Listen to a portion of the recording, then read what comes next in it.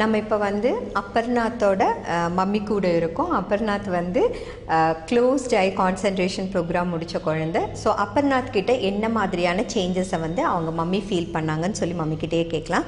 Good evening. Okay, சொல்லுங்கள், என்ன மாதிரியான சேஞ்சஸ் ஃபீல் பண்ணீங்களா?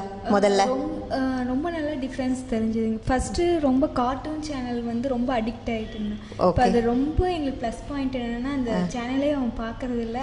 மேக்ஸிமம் டிவி பார்க்குற டைம் குறைஞ்சிருக்கு. அப்போ மெமரி பவர் இன்க்ரீஸ் ஆகிருக்கு. ஓகே, மெயினாக கான்சன்ட்ரேஷன் பரவாயில்ல, நல்லா உங்களுக்கு வித்தியாசம் தெரியுது, கண் கூட தெரியுது. மெமரி பார்த்தீங்கன்னா முன்னாடிலாம் ஒரு நியூ போயம் கொடுத்தீங்கன்னா கிட்டத்தட்ட 4 days எடுத்துக்குவான் இப்போ படிக்கிறதுக்கு. ஓகே, இப்போ அந்த 1 dayலயே எல்லாம் கம்ப்ளீட் பண்ணிடுறான். ஓ, நல்ல சேஞ்சஸ் தெரியுது. மெமரிலையும் தெரியுது, கான்சன்ட்ரேஷன்லையும் தெரியுது. ஸோ அகடமிக் சைடு நல்ல ஒரு டிஃப்ரென்ஸ் இருக்கு அவங்ககிட்ட. சொன்னாங்க மீட்டிங் போயிருக்கும்போது, இப்போ பேரண்ட்ஸ் மீட்டிங்கில் சொன்னது வந்து இப்போ அப்பர்நாத் நல்ல கான்சென்ட்ரேஷன் பண்ணுறா, முன்னாடி விட இப்போ நல்ல டிஃப்ரென்ஸ் தெரியுது அப்படின்னு சொல்லியிருக்காங்க. பிஹேவியரில் என்னென்ன சேஞ்சஸ் உங்களுக்கு தெரியுது? பிஹேவியரில் வந்து கெஸ்ட் வீட்டுக்கு வந்தாங்கன்னா வாங்கன்னு சொல்லிட்டு தண்ணி கொண்டு வந்து தருவாங்க, ஸ்நாக்ஸ் எல்லாம் அவரு தான் கொண்டு வந்து கொடுப்பாங்க. முன்னாடி செய்ய மாட்டாங்க, இப்போ ஃபேஸ் பண்ணவே மாட்டான். Okay, I to eye contact வந்து அவங்ககிட்ட இல்லாமல் இருந்தது.